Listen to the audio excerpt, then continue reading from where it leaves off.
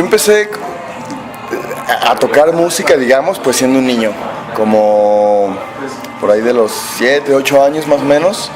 Empecé a tocar la batería y lo hice pues toda mi vida, la batería primero, después la guitarra, ya cuando tenía 13, 14 años, y nunca fue como una idea mía hacerlo profesionalmente o como dedicarme a eso, simplemente era algo que hacía porque me gustaba. Luego más adelante, ya cuando estaba por ahí en la universidad, tuve una oportunidad de iniciar a tocar con una banda que se llamaba Pink Flamingo, y nos empezó a ir más o menos bien, y entonces lo empezamos a tomar más en serio y empezamos a ver como la posibilidad de hacerlo como una forma de vida, o más bien te empiezas a dar cuenta de que si realmente quieres hacerlo y dedicarte a la música, pues ya no te queda espacio para muchas otras actividades en tu vida, ¿no? Entonces, ¿estabas tú estudiando otra cosa? ¿No era música? ¿Qué estabas estudiando? Yo estudié Ciencias de la Comunicación. Así es. Y terminé esa carrera, o sea, yo terminé esa carrera y todo, pero ya cuando terminé la carrera, como te digo, pues ya estaba totalmente metido en la onda de la música, tocando. En ese tiempo con la banda nos iba bastante bien, entonces empezamos a salir mucho, a tocar fuera de la ciudad. Y como que te va absorbiendo, y ya al final, como pasaron los años y ya, digamos, todo mi currículum siempre estuvo del lado de la música, ¿no? Más que del lado de lo que he estudiado. Pues Pink Flamingo dijimos que se llamaba, y con ellos hice un disco que se llamaba así también, igual, Pink Flamingo. Tuvimos como muchas oportunidades. En ese tiempo todavía había disqueras y la industria de la música era totalmente diferente. Entonces tuvimos por ahí una oportunidad de hacer un disco con una disquera que en ese tiempo se llamaba Diablito Records, que era una subsidiaria de Warner, y pues ya nosotros estábamos como muy metidos en eso. Después, cuando iba a salir el disco, la disquera quebró, y fue cuando todo este asunto de la industria musical empezó o terminó, digamos, ya de derrumbarse la vieja estructura que existía. Entonces empezamos a trabajar de manera independiente y todo, y luego ¿Como banda todavía? Todavía como banda, hasta que pues llegó un punto que como de un fin natural, ¿no? A ese proceso de la banda, como que todos nos cansamos, los que seguían estudiando en ese tiempo también terminaron sus carreras, cada quien empezó a hacer, a hacer otras cosas, a tener diferentes intereses, y ya como lo dejamos un poco por la paz, nunca hubo ningún gran pleito ni de nada, ¿no? Simplemente lo dejamos de hacer. Y yo dejé de tocar, digamos así, profesionalmente algunos añitos, como unos 3 o 4 años. Me dediqué a otros proyectos que también tienen que ver con la música, pero más en la parte de la docencia, en la parte con algunos de los miembros de la banda teníamos una organización en donde hacíamos como gestión cultural y cosas así. Y estuve como muy metido en eso hasta hace ya relativamente poco, que me di cuenta que tenía o sea, yo siempre como, de manera personal, siempre llevo como una especie de diario, tengo cuadernitos por todas partes con notas, con ideas que se me ocurren, o una frase que escucho por ahí, que la escucho a una persona en un café en la mesa de al lado y se me hace interesante. Entonces empecé a juntar cosas, y de repente tenía un montón de ideas y de como pedacitos de melodías en la guitarra y cosas así, y dije, no, pues voy a empezar a darle forma a esto. Creo que por aquí puede haber algunas canciones, y lo empecé a trabajar y todo, y es como el principio de la música que estoy haciendo ahora, que también musicalmente es un tema muy diferente a lo que hacíamos con la banda, y cuando ya estaba en ese proceso encontré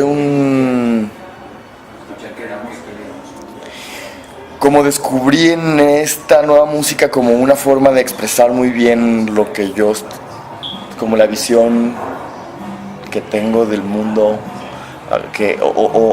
como de poder procesar la realidad en la que vivo, las cosas que veo, y bueno, pues lo sentí así como algo muy auténtico, muy mío. Entonces ¿Tú escribes letra y música entonces? hago la letra y sí, la música, exactamente. Y bueno, pues digo, este es un proceso largo, ¿no? Pasó un año más o menos en que yo estuve como haciendo estas canciones de una forma como muy casual. Luego ya tenía algunas canciones juntas y me acerqué a Frankie Mares, que es el productor de mi disco. Originalmente fue ese estudio también por otro tema que no tenía nada que ver con mi música, pero platicando con él le comenté que estaba haciendo unas canciones, que a ver si luego podemos hacer algo, y ahí en el momento me dijo, a ver, toca algo. Y yo pues agarré una de las guitarras ahí que él tenía en el estudio y toqué 2 canciones, y a él le gustaron mucho, ¿no? Me dijo que pues él sentía que había algo ahí, algo importante, ¿no? Que había un contenido importante, que pues quisiéramos el disco. Yo no tenía, te digo, un plan como de volver a hacer un disco y de estar aquí en una entrevista.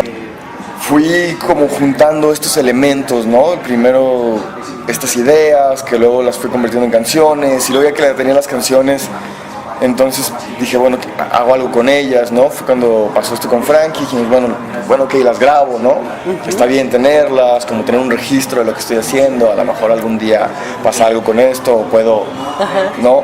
Hacer algo con esto, y luego, y ya en el proceso, pues yo estaba muy desconectado de la escena musical, de los músicos de aquí de la ciudad, como que cambió mucho, ¿no? La gente que yo conocía de cuando tocaba antes, pues unos ya habían dejado de tocar, otros se fueron a otros lados de la ciudad, del mundo, ¿no? Como que estaba un poco desconectado de todo eso.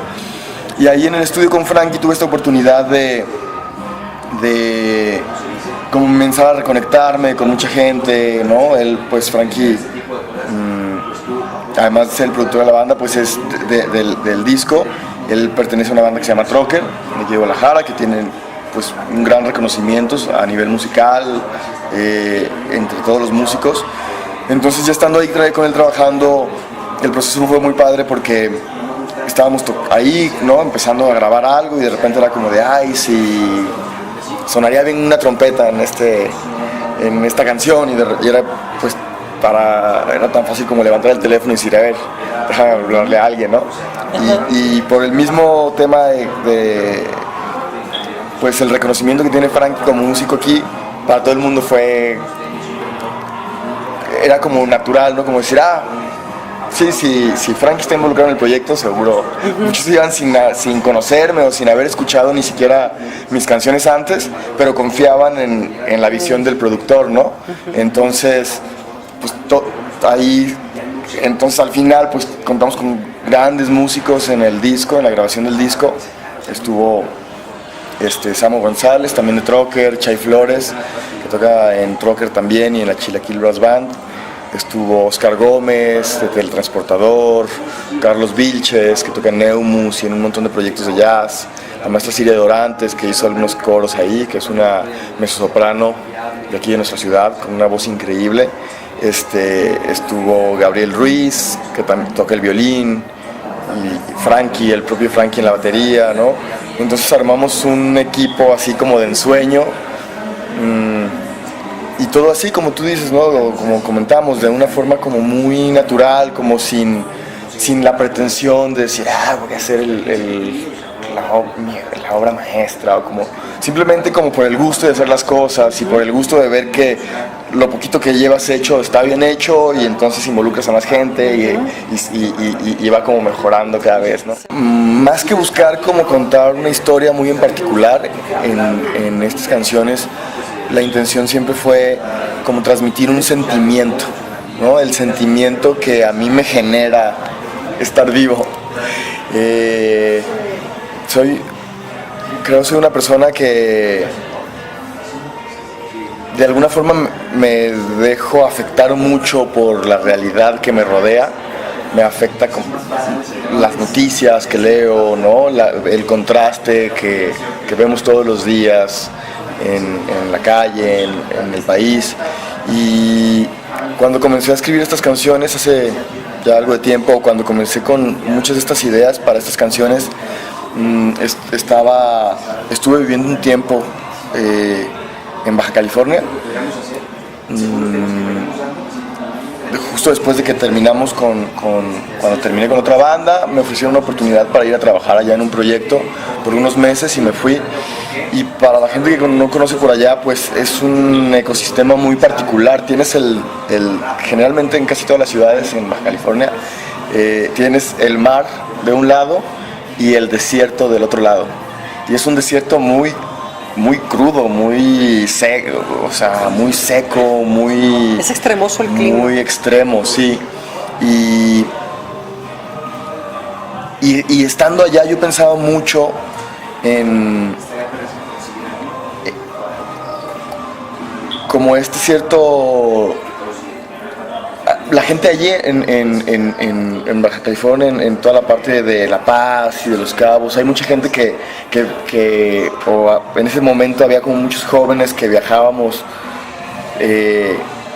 como a ir por una temporada a trabajar en algo. Había como una especie de fiebre del oro, ¿no? Allá, como puedo ir y trabajar en algo que no sea muy formal, pero hacerme de un poco de dinero y pasarla bien. Y todo el mundo llegaba como intentando reinventarse, ¿no? Como en esta especie de exilio autoimpuesto. Mucha gente llegaba y se cambiaba de nombre o adoptaba como una personalidad, como un poco un lugar en donde podían ser la persona que siempre habían como querido ser. Y eso me hacía pensar a mí mucho en que... pero al mismo tiempo era gente que vivía como en una situación muy privilegiada, ¿no? Eso me hacía pensar mucho en la gente que tenía que cruzar ese mismo desierto, o un desierto muy similar, para buscarse una forma de vida en el otro lado, ¿no? En el norte, y sin opción, ¿no? O sea, como quieran, yo estaba allá por un gusto, ¿no? Y siempre tenía la posibilidad de volver a mi casa, ¿no? De volver a mi ciudad. Y en una posición de mucho privilegio en el sentido de que no me hacía falta nada, ¿no? Pero eso me empezó a hacer pensar en qué tan mal tiene que estar la gente para sentir que subirse a un tren en la madrugada y ir agarrado como de un barandal durante noches y días enteros, pasando frío, lluvia, sol y sereno, y luego bajarse y cruzar de manera ilegal la frontera y luego caminar en el desierto durante no sé cuánto tiempo y arriesgar su vida.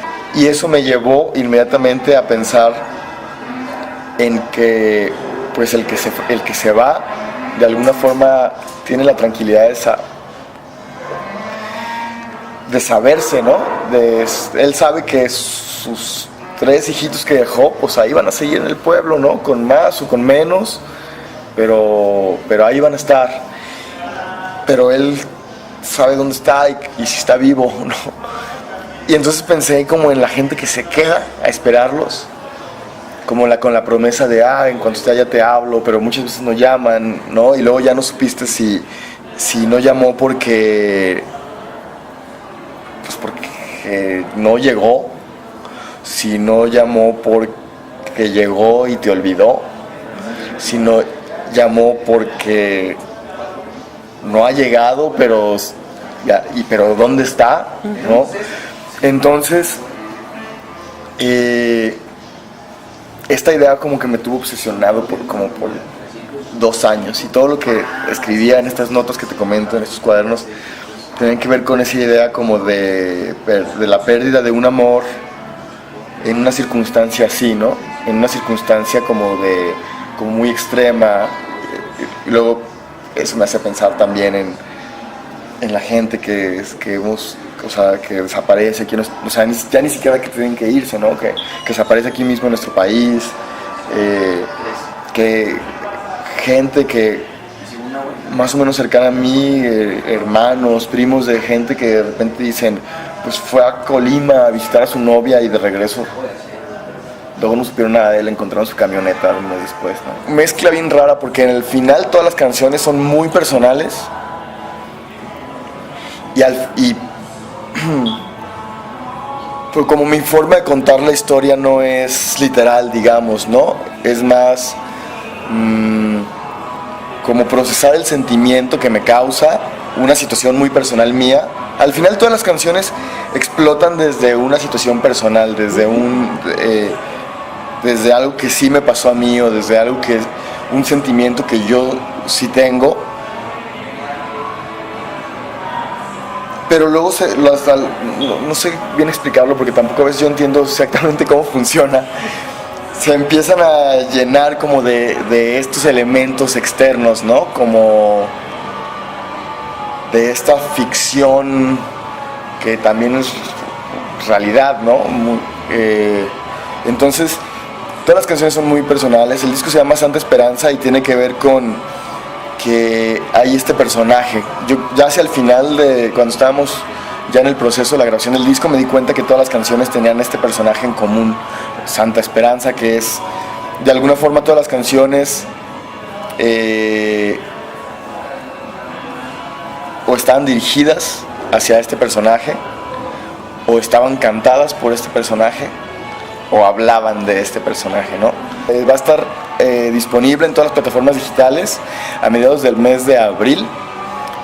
Vamos a hacer un anuncio próximamente en las redes sociales para que estén al pendiente. Ahí vamos a anunciar ya la fecha exacta de lanzamiento del disco, la fecha exacta de lanzamiento del video del sencillo que se llama Lloras. Muy contento, muy contento estoy muy orgulloso del disco, del resultado del disco.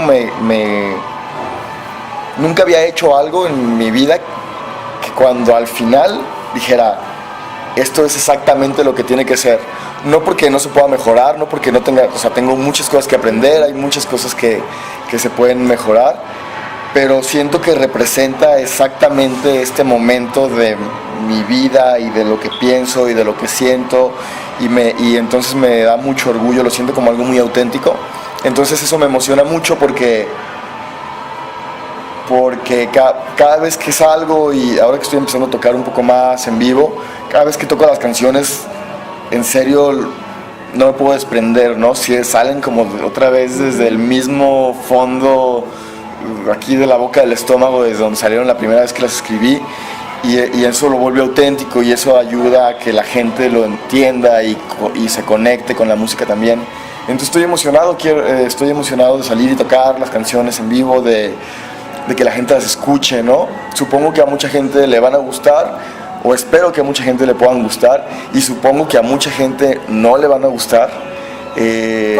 Como todo, pero lo que sí tengo como esa emoción de escucharlo y de ver la cara de la gente cuando les escucha y de ver sus reacciones, porque de alguna forma pues es como buscar esa conexión con más personas que tengan como una visión similar.